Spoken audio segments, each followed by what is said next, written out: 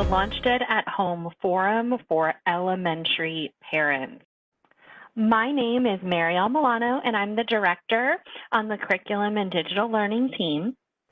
One of my areas of focus is supporting families with digital curriculum. And I'm going to turn on my video for just a moment so that I can say hi to you all in person. Hi, everyone.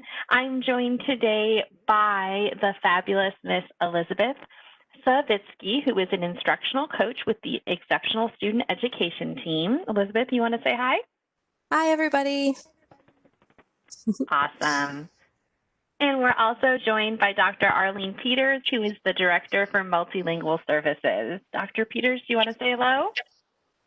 Hi, everyone. Having a little issues here, but with my video, can you see me? I'm coming up. Yes, I see you. Good job, everyone. All right. We're going to go ahead and turn off our videos now. Each of us will be presenting information and will also be available at the conclusion of the presentation for questions and answers. So the purpose of this event is to share information about digital resources and the day-to-day experiences of general education students and English language learner and exceptional student education students who participate in the Launchpad at Home model. To make this as realistic as possible, we will be experiencing this day through the eyes of a fictional third grade student participating in the Launchpad at Home program. Her name is Shamar. She's in a third grade class with other general education students, but also receives services for English language learners, or what we call ELLs, and also participates in the Exceptional Student Education, or what we call ESE program. Let's take a look at what a day for Shamar at a Launchpad at Home student might look like and how she'll use digital tools throughout her day. Sharmar, like all students, starts her day on the Launchpad dashboard, which is like her neighborhood of apps that she visits throughout the day. It also contains a special backpack of tools and books that she can use in each classroom. To get her day started, Sharmar selects the Canvas app on Launchpad at the time the first bell rings. Canvas is like her virtual school building. She selects Mr. Brown's third grade course tile from her Canvas dashboard. That's like her virtual classroom. And then she clicks on the live lesson button to access the link to the web conference for the day. That's the virtual equivalent of a lesson in a classroom. During her live lessons and independent work, she uses G Suite for Education apps like Google Docs. These are like her virtual tools or school supplies for her courses. Sharmar will also have digital textbooks that she can interact with. Let's take a peek at how her day starts. When she enters the video conference room for the day, Sharmar sees Mr. Brown in his classroom standing near the smartboard. Mr. Brown greets the students in the video conference, and he conducts a wellness check by writing on the board a prompt. He asks, "Tell me about a few healthy habits you engaged in to keep safe this summer." And students write their thoughts as Mr. Brown takes roll. Mr. Brown has some newcomer L's in his classroom, so he adds a sentence starter. During the summer, I blank to stay safe. If a bilingual paraprofessional is assigned to his class, she may provide native language support to L's in the Launchpad at Home. The bilingual paraprofessional may speak to the children in their native language and provide examples by demonstrating things. Depending on the student's level of English, they are allowed to draw pictures or write their responses in their native language. As an ESC accommodation, Sharmar reviews her visual schedule for the day and keeps it open on her computer to reference. She also has her timer available to help stay on track during the day. Mr. Brown begins his reading lesson helping students understand how to find key ideas and details by recounting a story to enhance student understanding of the text. Mr. Brown opens literature-based stories on his laptop, and Sharmar can see it on her screen at home too. The student and teacher participate in a read aloud. Mr. Brown stops and asks students questions about their portion of the text they read. This allows students to think critically about the information read. Next, Mr. Brown asks students to read a few paragraphs on their own. As an ESE accommodation, Sharmar can utilize the audio button to have the text read aloud to her during independent reading. Mr. Brown's paraprofessional, Mrs. Cox, may continue reading with others to provide differentiation in a breakout room for students needing extra assistance. Mr. Brown used Read and Write for Google prior to the lesson to highlight the most important details of the story, to create an excerpt or abbreviated version of the story for his newcomer elves. Mrs. Cox uses this to help Sharmar review. For ELL learners, the teacher provides a graphic organizer for students to complete at home in Smart Online Learning Suite while the students are reading the story. This helps them organize their ideas.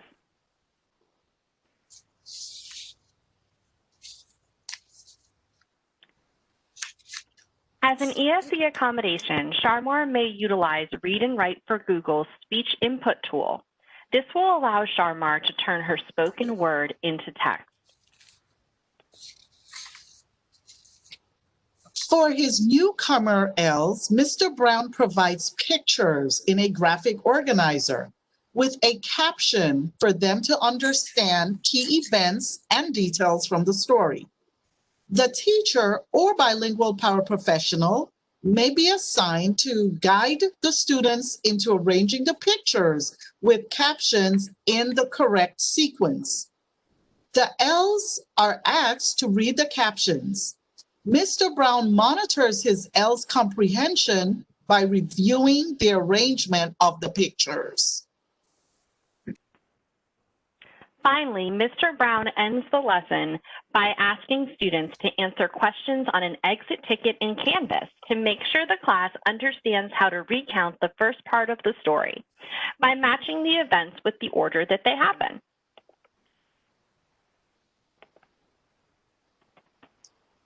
Mr. Brown ensures that his elves are using a dictionary or online glossary on Launchpad. These glossaries provide easy access to the words students need to know in their native language. As an ESE accommodation, Sharmar utilizes the immersive reader function to read the question aloud. Match the event with the order it happened in the story. Match the event with the order it happened in the story. For newcomer elves, Mr. Brown directs them to utilize the immersive reader to hear the instructions in their native language. Haga coincidir el evento con el orden en el que ocurrió en la historia. Upon their return, students share out. Now it's time for literacy centers and independent work. Each student at home has to complete certain assignments. All of the assignments are posted in Canvas. Mr. Brown works with small groups for guided reading, utilizing breakout rooms, while monitoring others to check their progress. During his small group, Mr. Brown again focuses on the key ideas and details.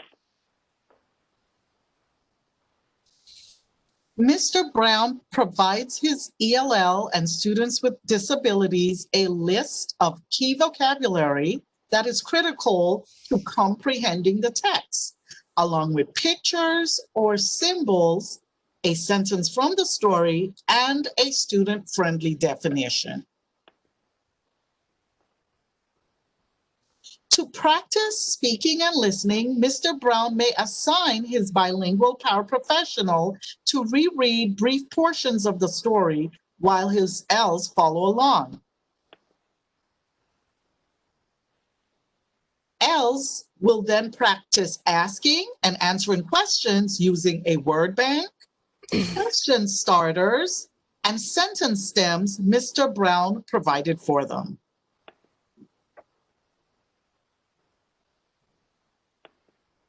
Sharmar references her visual schedule and sees it as time for her to join Miss Moore's, the ESE teacher's classroom.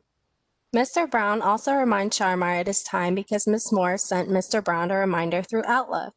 Sharmar mutes her microphone in Mr. Brown's live feed and logs into Miss Moore's live feed. She stays in Miss Moore's virtual room for 30 minutes to receive her resource minutes. As indicated on her IEP, Sharmar is engaged in a direct instruction reading lesson during this time. This includes a focus on decoding words and word recognition. Sharmar is in a group with 2 other students working on the same skills. Ms. Moore holds up a board with words on it. The students practice sounding out the words together and separately with Ms. Moore. Ms. Moore models the correct sounds for students. Once her lesson is over, she logs out of Ms. Moore's feed and unmutes her microphone in Mr. Brown's class to rejoin. It's time for math. Today, the class is learning how to interpret products of whole numbers. Before the lesson begins, Mr. Brown reminds students of how to use the hand signal tool to ask questions. Mr. Brown provides a mini lesson and also encourages students to use number talks and a graphic tool to demonstrate the different expressions that can be used. Number talks are how students can solve problems different ways in their head. Mr. Brown knows that his L's may have difficulty comprehending the word problems. So he uses the cubes method by demonstrating how to circle the key numbers, underline the question, box in math action words, eliminate information not needed, and then solve and check their solution. He also encourages students to draw a picture to help them solve the problem. Students online are placed in breakout rooms to work in pairs on independent questions that can be solved in a variety of ways. Mr. Brown monitors each group to provide feedback and works with specific students. Ms. Cox, his paraprofessional, does the same. Ms. Moore, the ESE teacher, logs into Mr. Brown's class to provide support facilitation to Sharmar, as stated on her IEP. Ms. Moore takes a small group of students with Sharmar to a breakout room. She provides accommodations and differentiated instruction as needed. Sharmar has time to eat lunch and have recess too. She can eat lunch at home, or she can munch on the grab-and-go lunch which she picked up on Monday from her school. After she eats lunch, Sharmar can play at her home until 12:30. She doesn't want to forget to come back, so she asks her family to help her set an alarm. Sharmar's alarm goes off and she rejoins Mr. Brown's video conference. Mr. Brown asks different students to briefly share out what they did at home to stay safe this summer. Now it's time for writing. Students will write in response to a question that aligns to portions of the text they read earlier. That prompt is posted in Canvas. For his ELL students, Mr. Brown scaffolds this activity by providing sentence starters to help them with the writing process. Based on the prompt and their level of English, he may also provide them with a word bank of important words from the text. For his brand newcomers, he may ask them to respond with pictures to express their ideas. They may initially write in their native language to explain their pictures. Students may be paired with other students who are bilingual. The bilingual paraprofessional may assist the newcomer L's with understanding the writing prompt through native language support.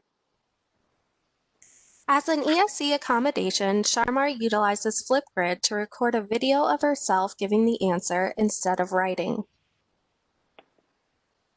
Now it's time for science. Mr. Brown starts science by placing a bell ringer on the board in Canvas and giving the class 1 minute to answer it independently. Students online write their response in the chat box of the video conference, and Mr. Brown randomly calls on 2 students to share their thoughts. Next, students are going to use their Be a Scientist interactive journal. Students online have an e-version with special tools that let you write in it. The class looks at a picture of a bonfire, and Mr. Brown asks them to brainstorm what questions they have about the picture. Sharmar writes the questions in her e-journal. Mr. Brown asks the class to share their questions with a partner in a breakout room where they can share their ideas with somebody else. Next, Mr. Brown asks the class to explore an interactive animation on the states of matter. Mr. Brown also provides direct instruction on the states of matter and helps students to make a connection to the bonfire. In the breakout room, Mr. Brown provides both a visual lab of the states of matter while other students work independently, utilizing a special software program called Study Island to answer questions on the states of matter. This is repeated throughout the day. Mr. Brown may use his bilingual paraprofessional to explain to his ELs what is expected of them. The newcomer ELs may record their information in their native language, while ELs with higher English skills record their thinking in English. The bilingual paraprofessional may also be in the same visual lab breakout room with both the teacher and ELs so that support can be provided. ELs may use their electronic glossary on Launchpad or a dictionary to help them understand key terms. As an ESC accommodation, Sharmar is provided with additional time to answer the question. She is also provided with an outline of the visual lab on states of matter. The outline is provided in large font. It's time for another brain break. She's had several throughout the day, even though we didn't necessarily point them out. During this brain break, students are asked to get up and stretch, go to the kitchen, and get a drink of water while they're thinking about the different phases of matter they observe while they're in their kitchen.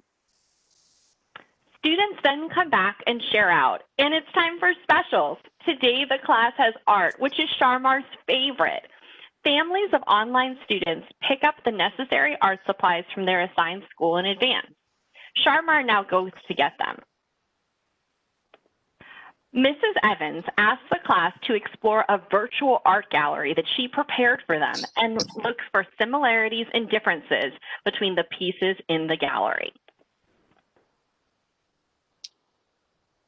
For ELs, Mrs. Evans displays the words similar, similar Spanish, and different, diferente Spanish, along with the native language translations of his ELs prior to them exploring the visual art gallery. She also provides them with a Venn diagram or other graphic organizer to help them capture the similarities and differences of the art pieces. She includes an example for students using 2 sample pictures before releasing students to complete the assignment independently. The students online are placed in a virtual breakout room where they can share with their partner and other experts. Students are asked to take out their still life drawings from a previous art lesson, and the teacher demonstrates the skill on the smartboard while providing instructions for what their task is today. As students work on their drawings, Mrs. Evans provides feedback to the students in the class who hold up their drawing for her to view on their webcam, or who upload a picture of their drawing to receive feedback from her. As an ESC accommodation, Sharmar receives extra time to complete her drawing while using her assistive technology, a grip, to complete the drawing. Students are now given another 10-minute break to get up, put away their supplies, and stretch. Then it's time to wrap up the day. Sharmar rejoins Mr. Brown's 3rd grade class in Canvas and jumps on into that live lesson link. Mr. Brown shares homework assignments with students on the Canvas calendar. Sharmar clicks on the icon for the calendar in Canvas and checks to see what her homework is. Mr. Brown says goodbye to his students online and ends the video conferencing session. Sharmar has had a very busy day full of learning. Her experience is similar to other students in grades K 2 through 5. Students in grades K and 1 may experience a greater amount of off-screen independent tasks, use of school-provided manipulatives, and more frequent and longer breaks. You've had an opportunity to see a fictional experience of a student. Now, let's check out some of the learning that takes place in our OCPS schools. In this brief video, you'll see some of the strategies highlighted in our presentation in action as we take a look at instruction in our Launchpad at Home and physically distanced brick and mortar classrooms.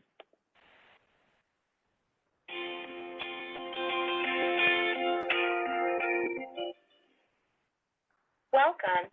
This video is intended to highlight the vision of instruction for OCPS schools in the Launchpad at Home, blended, and face-to-face with physical distancing models. In the Launchpad at Home model, students learn while at home. In the blended model, some students learn at home and others are at school. And in the face-to-face model, students learn while physically distanced at school. As it is in traditional face-to-face models, teachers establish rules, routines, and procedures and practice these with students. In the 3 examples that will be shown, the teachers set up rules and procedures for students in the classroom and at home. So we type respectfully, we stay on topic, no texting language, please. I encourage you to participate, and then we should be successful today. Remember, our folders come up here. Do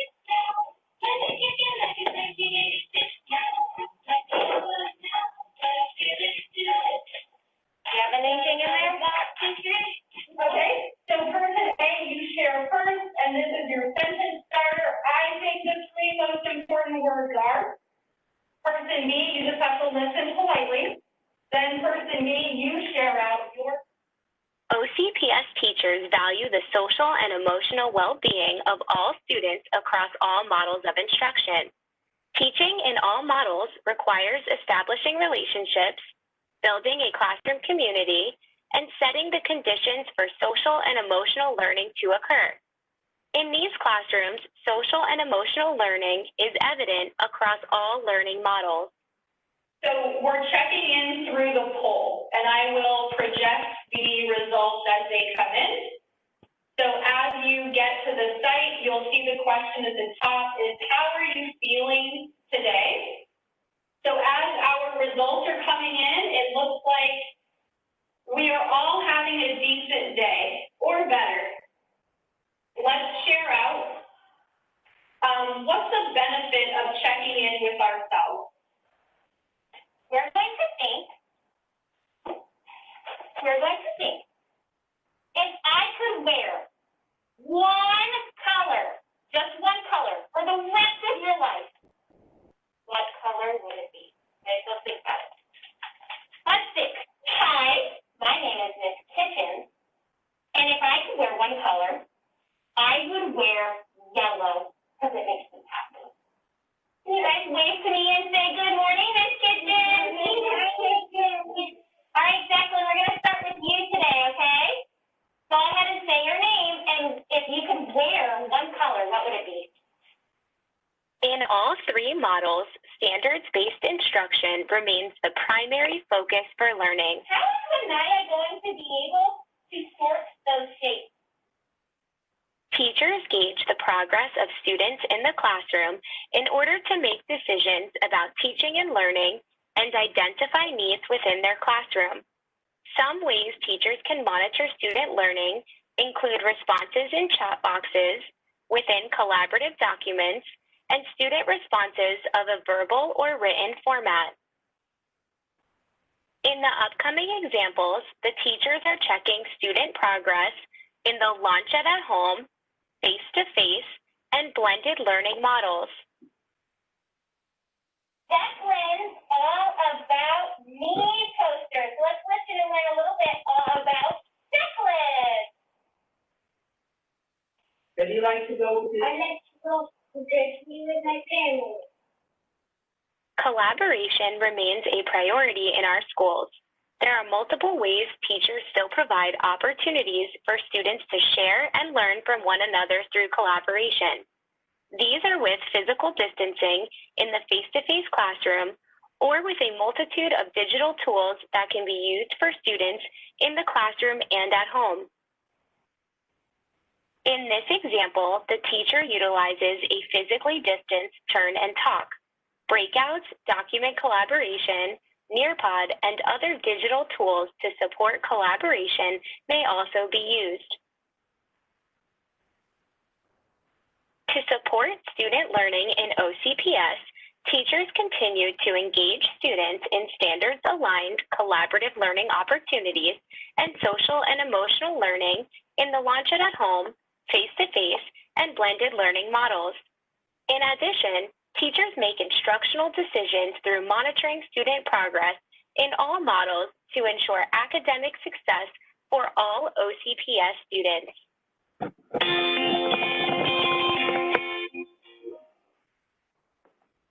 So what are the key takeaways for you as a parent? Lessons are a balance of teacher-led, collaborative, and independent work. Small group instruction can and should occur when needed. And important tools are available to help you and your student. Read and Write for Google and the Text Help PDF Reader are available for all students. Please make sure your child is logged into the Chrome browser with their OCPS credentials, which is, of course, their student email address, their student number at students.ocps.net. The Microsoft Immersive Reader is also available in all Canvas courses and in Nearpod for students, whether or not they receive accommodations. Now let's go ahead and get some of your questions answered. So one of the questions is about swivel cameras, and so the question is how many classrooms received them. So you might recall that back in July, the board decided to not move forward initially with the purchase of swivel cameras until we were sure that they were needed. And so right now, our teachers are actually using a combination of their desktop presentation stations as well as their laptop cameras to capture the instruction that you saw in the video that the professional learning team made. So you don't actually need swivel cameras to be able to do any of the things that you saw today, but we do want to be able to provide our teachers with more resources moving forward. Several of our parents are not seeing some of those same social emotional connections in their classroom just yet. I know that's a big focus for your team this year. Do you want to share a little bit about what teachers are learning maybe right now in our district professional learning community? Sure. Currently, all schools in our in OCPS are beginning a process of getting trained in social and emotional learning in connection with academic learning and through a distributed leadership model. So at this time, our schools have completed a social and emotional learning overview during pre-planning, and they are actively in the first session of that. So as we are definitely jumping in and creating social and emotional learning experts at each of our school sites, we're going to see an increase in those social and emotional learning connections throughout the upcoming year. Awesome. Thank you, Stephanie. Another question that just came in is there a daily agenda for parents to follow along with what needs to be completed that day? So there should be, and I can certainly allow for Elizabeth to join in here as well from an ESE perspective. But in general, for our general education students, our teachers post the daily schedule or the kind of events of the day in their Canvas course for our students learning at home. Elizabeth, is that consistent with what you see in your TE classrooms as well? Yes, for our ESE teachers, we do encourage the teachers to give parents a schedule, especially if the student will be popping out and into the ESE teacher's rooms, that the parent is aware of everything that they're supposed to be doing and can support them, with those changes throughout the day. There's another question that's just come in about voice to text. So I'm not sure who would like to answer this one, but I'll read it out loud and we'll see who thinks they have the best answer for this parent. So they're currently using the Windows voice to text feature, but they don't feel that it works as well in Big Blue Button. Do we have a recommendation on the best voice to text tool to use inside of Big Blue Button? I believe they're referencing the chat box. So Read and Write for Google Chrome is a fantastic add-on that works for everything in Chrome. So if you are using Big Blue Button in a Chrome window, then that should work with that. And all the feedback we've gotten on Read and Write, which I even have used myself, has really been fantastic. So I would definitely add that tool onto your browser.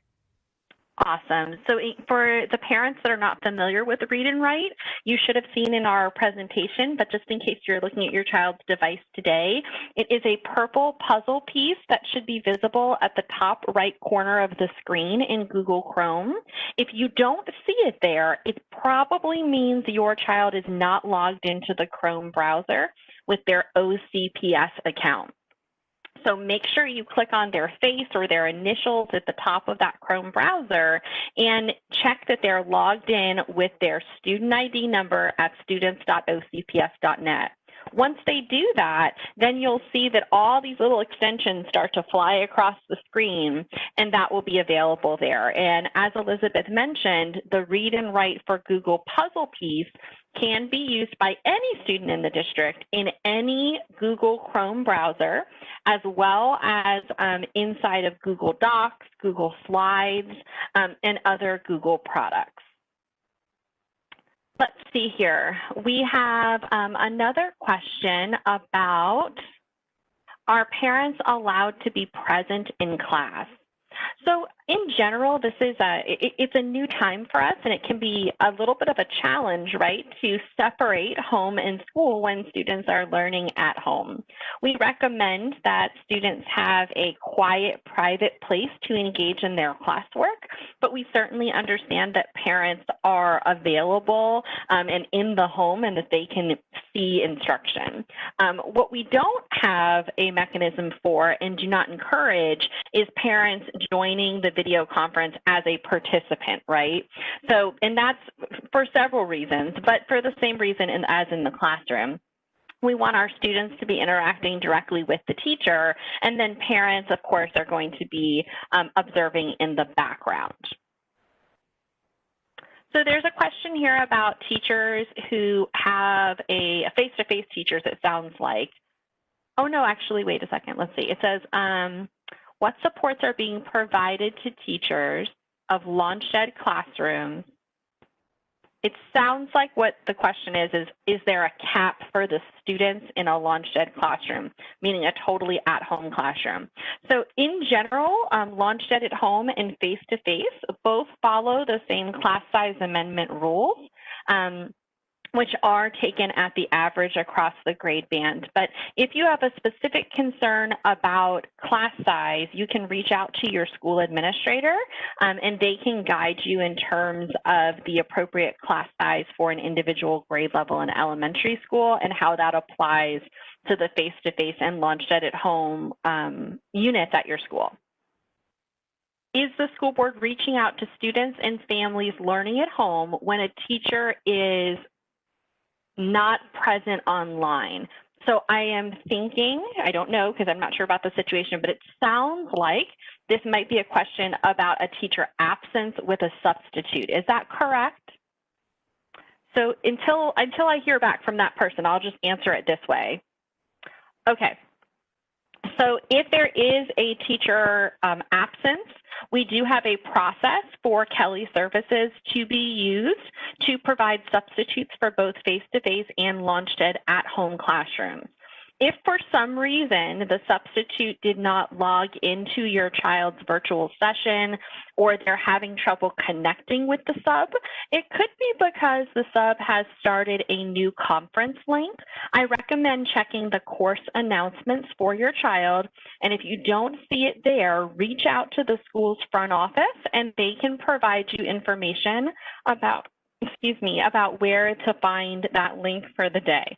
In general, it should be posted in the course announcements, but as this is new for everybody, there may be a glitch or something isn't connecting in just the right way. So make sure you reach out to your school's principal because we do have the ability to provide substitutes. And again, if you want to reach out to us with a specific situation that you need us to follow up on, for example, in your own student situation, you can email us and we can try to help you sort out what may have occurred.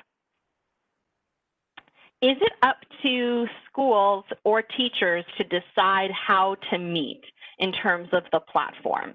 Yes, it is. So we have two options in our district, Big Blue Button or Microsoft Teams, and schools and teachers have the autonomy to determine which platform best meets their needs at the moment. Are there any tutorials for Microsoft Teams or any other software or formatting instructions? Yes, Jennifer, there are. Please visit us at digital.ocps.net and click on the Getting Started icon, and all of the Microsoft Teams and other software tutorials are there. We also have a YouTube playlist that is available at our OCPS YouTube account called Tech Tips for Parents. This one sounds like a perfect one for Elizabeth and Danielle. It says, how are 504 plans being followed, and how do we know what 504 accommodations are getting implemented? Good morning. This is Danielle Barney. Just like with our brick and mortar students, we have Section 504 plans for students who are participating in Launch Ed. We do continue to follow accommodations documented for a Section 504 student for a student. If you have specific concerns regarding a Section 504 accommodation being implemented, please reach out to our department. You can reach out to me, danielle.barney@ocps.net, and I will make sure that we follow up regarding your concerns. Has there been any indication that the Launch Ed at Home program will continue to be an option in January? So right now, no school district in the state, to my knowledge, has gotten any information from the Florida Department of Education about life past New Year's Day. So I know we're all excited for 2020 to be over and 2021 to begin, but we're just not yet at the point where we've received direction about that from the Florida Department of Education. Right now, what we know for sure is that the Launch Ed at Home program will continue to be an option for parents through the end of the second 9 weeks or the end of winter break. After winter break, we expect, or I'm sure prior to winter break, but at the conclusion of winter break, we expect to have information from the Florida Department of Education about what options will be available for families in the third and fourth marking periods. If OCPS has Google Suite, why is Google Meet not an option? That is a great question, and one that has been discussed quite a bit internally. Right now, Google Meet is an option for teachers to use with communication with parents, with non-instructional staff, such as staffing specialists, to use when communicating with parents. However, we do not use it with students for a couple reasons. One is currently, the current version does not have the same features and interactive capabilities that Big Blue Button and Microsoft Teams has, though Google Meet is continuing to make updates and has some very promising updates coming out in October. In addition, up until very recently, Google Meet was configured in a way that allowed for students to create their own sessions, which posed a safety concern, especially for our youngest learners. So as the platforms evolve, we continue to review them and make decisions about them. But for right now, Big Blue Button and Microsoft Teams are the two platforms that integrate best with Canvas, which is our learning management system, and meet all of our safety requirements. But it is an available option for use with parent conferences and staffing meetings and things of that nature. I can see a question that was regarding moving from Tier 1 to Tier 2 and receiving organizational executive functioning. I don't see another one, but I'll go ahead and answer that first question. Sure. Regarding the MTSS process, the schools do follow the MTSS process, which may eventually lead to looking at other things and options and opportunities for students. Regarding specific concerns, we do offer the MTSS process to all students based on individual need, just like we do for ESE services.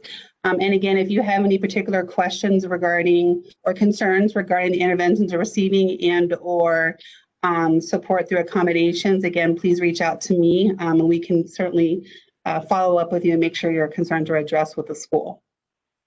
Thank you, Danielle. And just so that everybody is aware, we certainly do have processes in place to support our staffing specialists and our teachers with understanding how, for example, to offer organizational help to a student in an online environment. So I think a lot of times it's just about that communication and that making that match.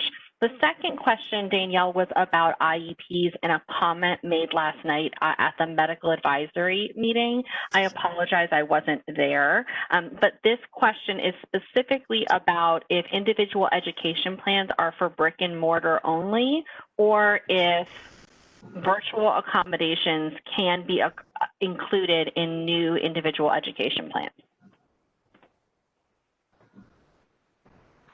So I would say that each student situation is individualized and unique regarding what their needs are, whether they're brick and mortar or launch ed. Our IEPs are typically built for brick and mortar. However, we do understand we have students participating in launch ed. So what we encourage parents to do if they have concerns, to reach out to the school and they can hold an IEP team meeting and discuss particular strategies that might help support the student while they are participating in the Launch Ed program. Great, thank you. No problem. There's another question about FSA testing. I will be totally transparent in saying that that's kind of like the second semester question. We have not yet received any indication from the state that FSA testing will be done differently or really any information about FSA testing at this point. We have also not received any indication that FSA testing will be canceled for this year, but we will certainly make you aware of any changes that arise. I know there is another question here about what would we do, for example, in third or fourth grade where part of the exam is paper-based. Again, I just don't think the state is ready to make that determination yet until we get closer to that time period, but those are great questions. It looks to me like your other question about receiving speech virtually was also answered, but in general, there are certain support services we can provide virtually, like speech, and if additional supports are needed, then reach out to your school, as Ms. Barney indicated, or you can, of course, email our ESE team. Can we explain what ELL is? Yes, Dr. Peters, do you want to talk a little bit about what the ELL program is and perhaps what students participate in it? Sure. So the ELL program is for students whose first language is not English. And the way that we determine that is by the home language survey. That is a part of the registration packet that parents complete when they're enrolling students. And if there are 3 questions that they have to answer, one being, does the child have a first language that is other than English? Does someone in the home speak another language other than English? And the third question is eluding me. But if there's at least one yes, there is a process that needs to be followed, which includes assessing that student's English language proficiency to determine whether or not he or she needs that English language support. And based on that assessment, of course, the parents are notified. These are all required by the state of Florida. And the parents are notified that their child will be assessed to determine their English language proficiency. And based on the outcome of the assessment, the student is either placed in the ESOL program, English for Speakers of Other Language program, or they are, if they do not qualify, then they're placed in a regular program. So that's what the English language, that's what an English language learner is. And the ESOL, or English for Speakers of Other Languages program, is all about. Thank you so much, Dr. Peters. That's really helpful. Are there any other questions from those of you who are on? We are anxious to make sure that you have your specific questions answered. And we do have experts here who can speak to, obviously, accommodations for ESE students in the general education classroom, general curriculum and instruction questions, questions about multilingual services, ESE procedures, and social emotional learning. Have teachers been trained on using all of the apps in Launchpad? There were a lot of things in the video that I am not seeing in use. Is it because they are all in Google? So let me address some of the things you saw in the video, and then I will address some of the things that you might be seeing on the iPad. So in general, all of our teachers have had the opportunity to attend Canvas training.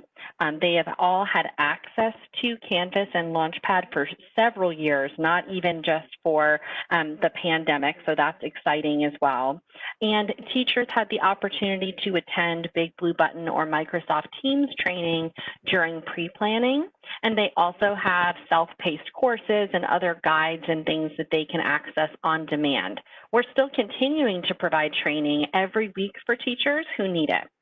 In addition, when schools went one-to-one, and many of our schools, right, a third of our elementary schools, all of our middle schools, and our high schools were one-to-one prior to the pandemic, they received over a year's worth of training, both face-to-face and as a self-paced course, where they learned about things like Google Apps for Education, Nearpod, Smart Online Learning Suite, Read Write for Google, Canvas.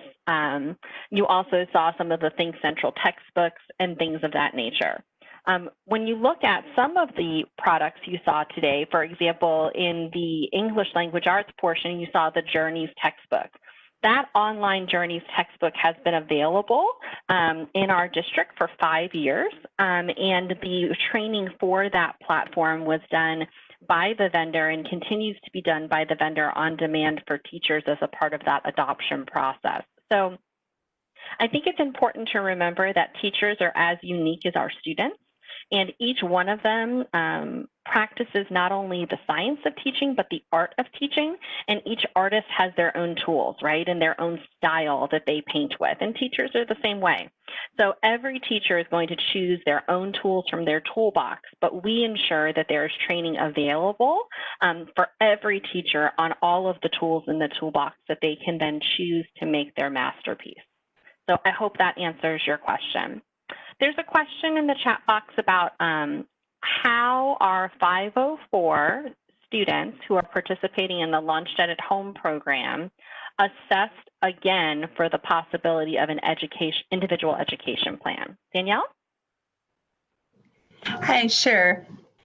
All students, regardless of being on a Section 504 plan or not, and students in LaunchEd are still entitled to participate in the MTSS process. So schools do continue to implement the MTSS process regardless if a student is brick or mortar or participating in LaunchEd at this time. Also, additionally, parents, if they have any concerns that they are seeing, parents also can request for the IEP team to consider the student for an evaluation at any point. And if you have individual concerns, certainly we can help you address them with the school. So please email me, again, at my email, danielle.barney@ocps.net. Okay, So here are two things we want to leave you with. First is you may not be aware yet that there is an official private Facebook group for parents called Official LaunchEd at Home Support for Families. You may want to take a picture of the screen. Here is the Facebook group. And we did send out an invitation to all families who are in the LaunchEd at Home program if we had an email address on file for you inside of our Connect Orange system. So the first thing I would recommend you do is join that group because that's going to be not only a community of parents where you can lean on each other for support, but also we are also members of that community and we can help support you as well. The second thing I would share is that both inside of that group and then also at our digital.ocps.net account, we are sharing parent tech tips every week. And for example, last week we shared a tip about getting help for your students and how to navigate the student tech request process. This week's tip was all about understanding the Canvas calendar. And each week we're going to continue to post tips that are relevant for parents. If you're a part of the Facebook group, you'll also see additional tips that are going to be, think about it as like an exclusive bonus for participation in the Facebook group. All of our tips will be curated on our OCPS YouTube channel that's called Parent Tech Tips. So this goes right along with the question that I see now in the private chat, which is what are tips of how parents can better support their teachers? So first of all, make sure you've taken the time to activate your Canvas parent account through the OCPS parent portal. That's going to allow you to be an observer in your students' classes. You'll be able to see their assignments and other critical pieces of due dates, content, all of that sort of information. So being an active and involved parent is critical whether you're face-to-face or at LaunchEd at home. And Canvas Parent can help you do that. Second, I think, would be making sure that you have set up some good habits for learning at your home. For example, having your students have a quiet place to learn with a hard surface that they can lean on, whether that's a table or a desk or whatever works best for your child, that they have a place that they can learn quietly. I recommend headphones if you have more than one child learning in the home or if you're working in the home, and that you limit other distractions such as TV and other things that might be happening in the background. Now, of course, there are other people in the home, and so that's where headphones can come in and really help, especially when there are multiple learners at the same time. If you've had trouble accessing your Canvas parent account or you're having trouble with accessing the OCPS parent portal in general, I would recommend that you reach out to your school's registrar. Each school has the ability to help you through that process, and they have a special form that you can fill out. But definitely that would be, I think, among our critical points. And then last but not least, please help us make sure that your student is present every day and on time, just as when they are going to school face-to-face. There is one comment that has just come in about students not being able to use headphones. We have no district policy about students not being able to use headphones. So if your child's headphone jack is not working or perhaps they're having trouble with their Bluetooth adapter, you can definitely put in a student tech request, but all students are allowed to use headphones. Okay, now we recommend that for any questions you have about digital learning, you of course start with your child's teacher, and then you go to your child's school administration if the teacher doesn't have the answer to that question. But if you do feel as though you need a last resort or just some global district question to be answered, you can always reach out to us at digitallearning@ocps.net, and we will do our very best to get back to you as quickly as possible.